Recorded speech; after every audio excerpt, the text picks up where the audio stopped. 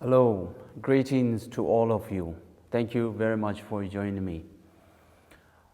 And welcome to our 5th video teaching, Building Basic Meditation Practice for Well-being. Again, this is my pleasure to be part of this program. My topic today is compassion and secular ethics.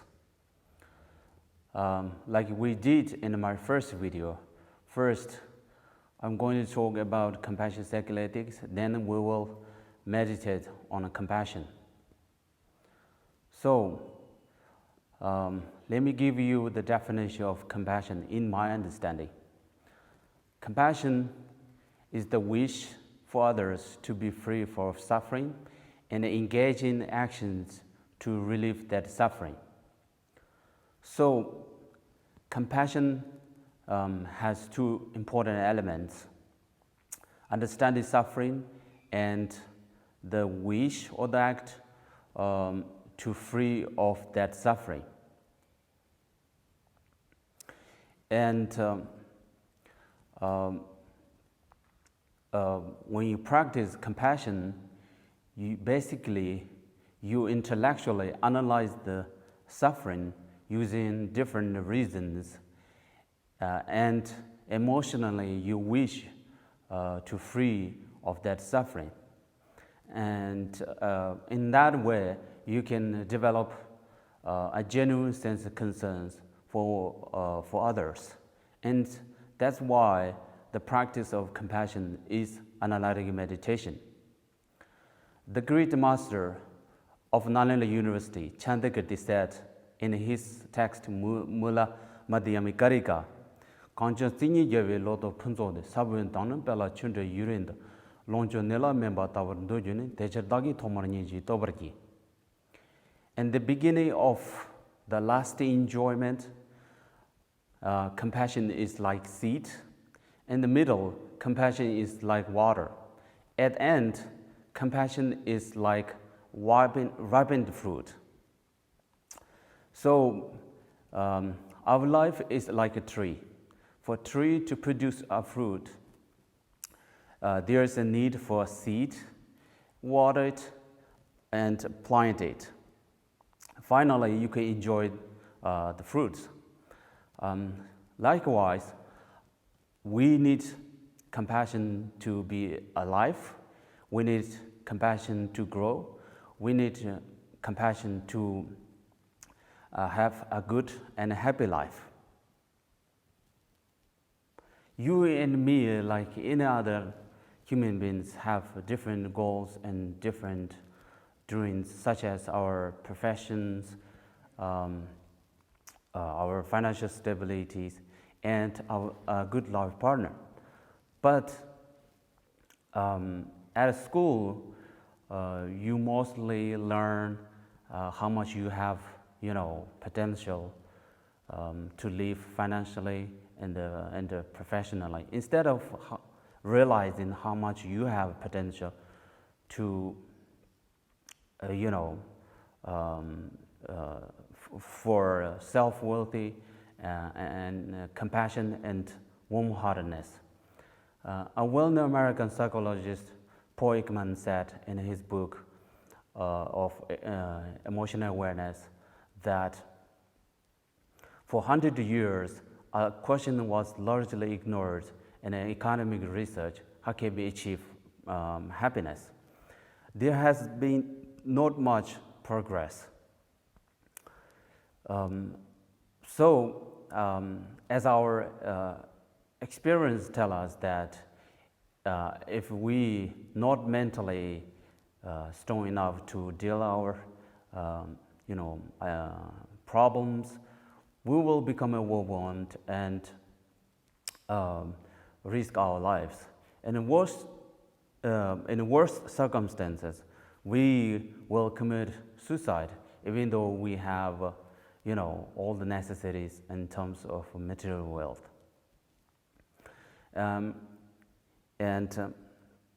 But if we're strong enough mentally to face our problems, we will not give up hopes, and we will not give up our dreams, and most importantly, we will not give up our lives.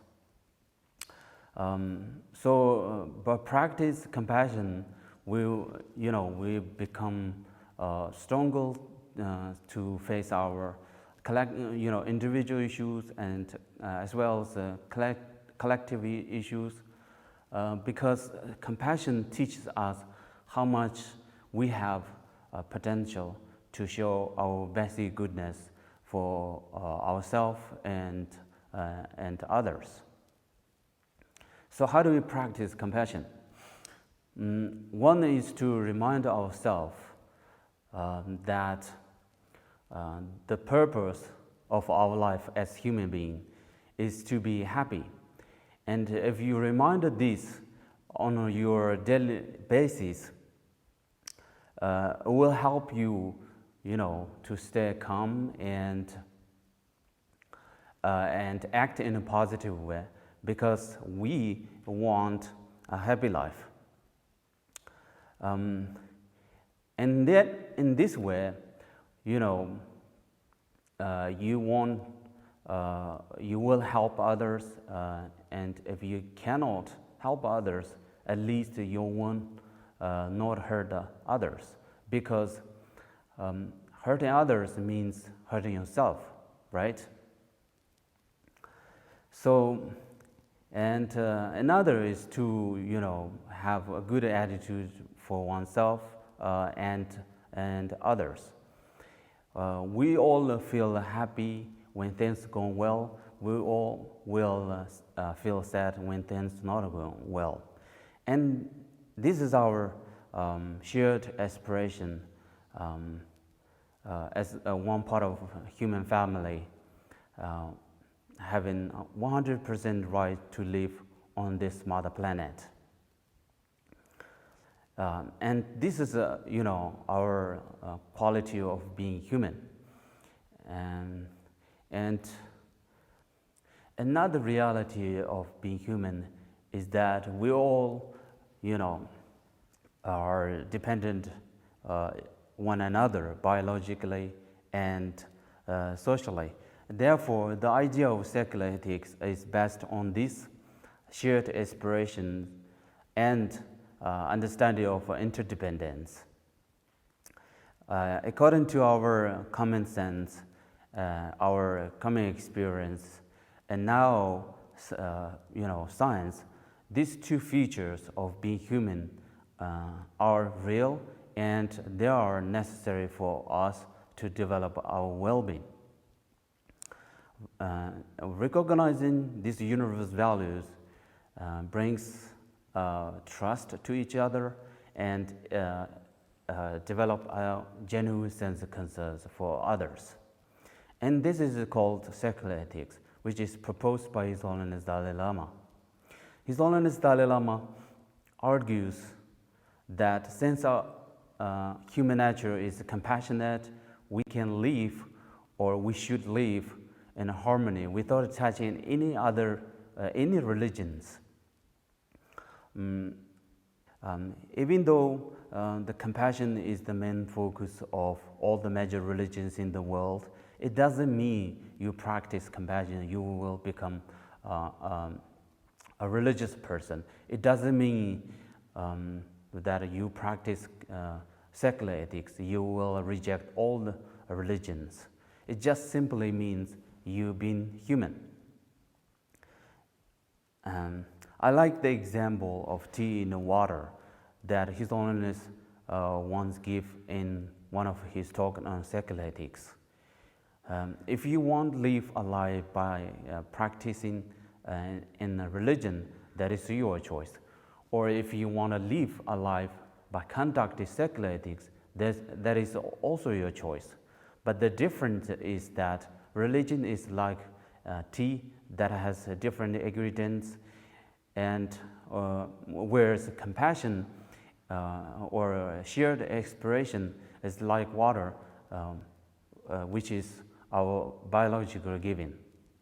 And because of the collaboration between science and compassion, compassion became a scientific research field, and the scientists show that compassion improves our social relationship, our immune system, and heart rate, and so forth. But the most important scientific finding on compassion is that they evidently show that compassion can be learned, and it can be cultivated through mental exercises.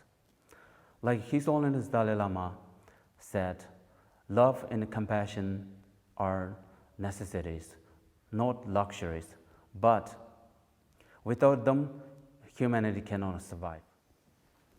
Okay, so now let's meditate on compassion. First, find a comfortable posture. You can sit on the floor on the cross legs, or you can sit on a chair. Your spine should be straight, and you place your right hand face up on the left hand, and the thumbs should be touch each other, and slightly open your shoulder, and close your eyes.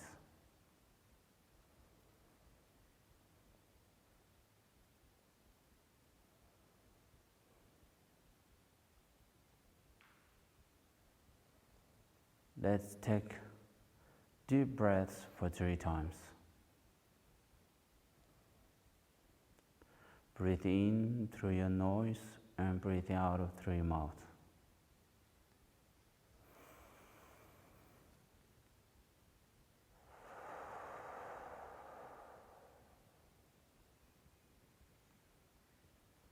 1.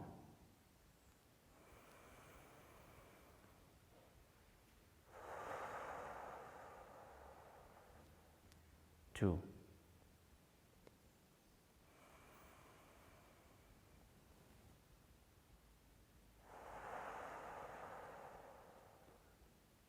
3. Now I want all of you pay attention to suffering.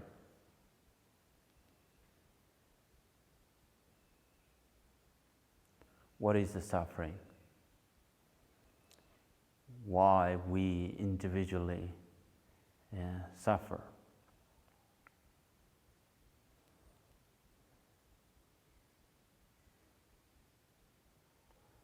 When you suffer, do you want to be free from that suffering? Do you want to have happiness? Where do you experience suffering? Do you experience suffering within yourself or else?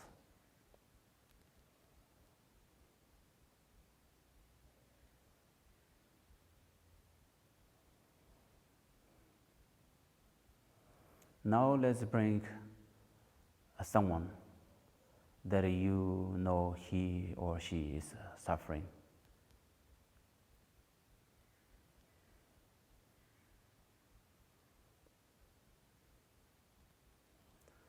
Let's imagine how he is suffering.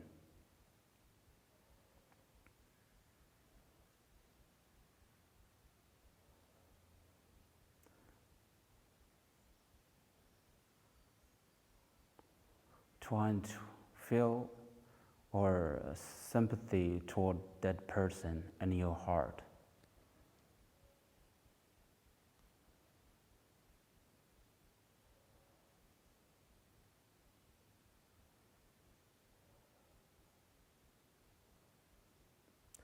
Just like you, he or she also has, dreams and goals.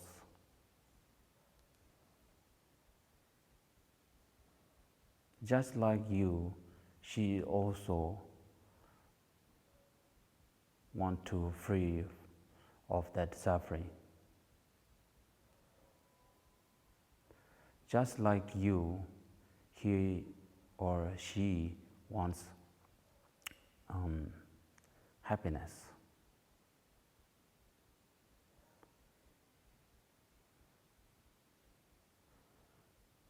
Now contemplate the fact that you and that person are the same human beings.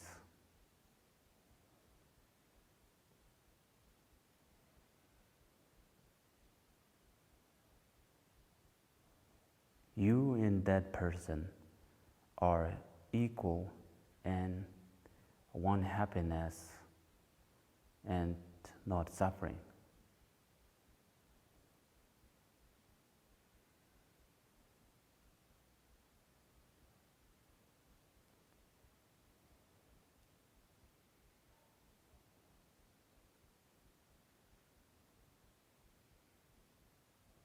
Imagine how do you feel if that person is you?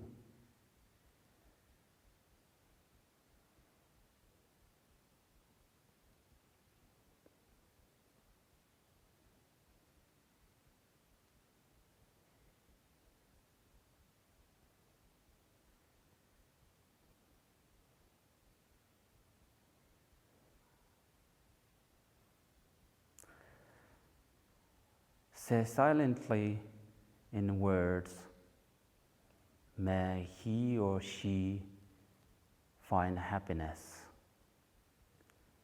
May she or he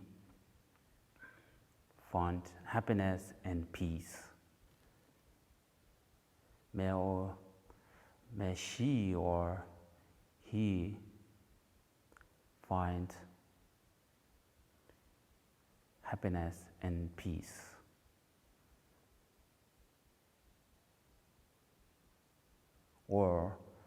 may he or she wants free from that suffering.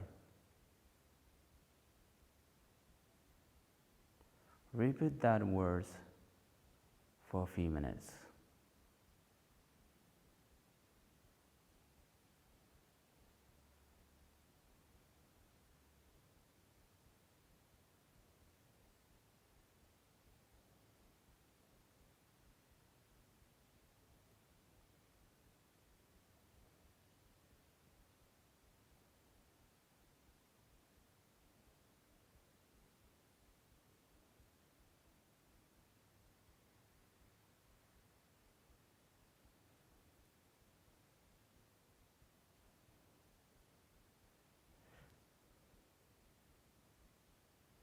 Now again, imagine that person is you.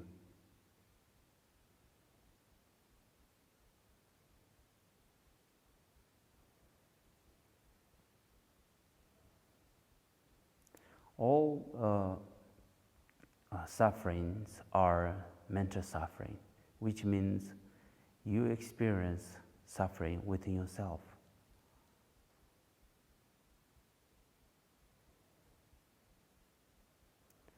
Just try to connect that person and to cultivate wish to be free of suffering.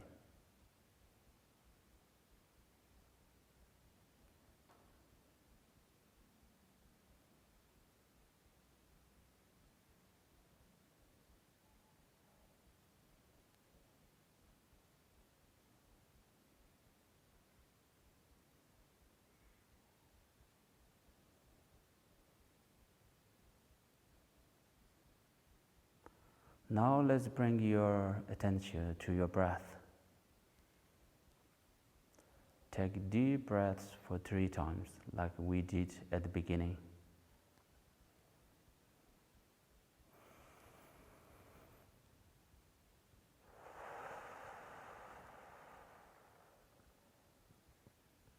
One.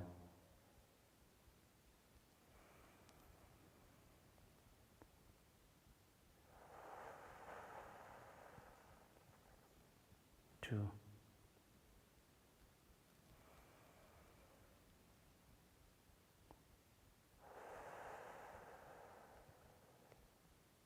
3. Open your eyes. Thank you.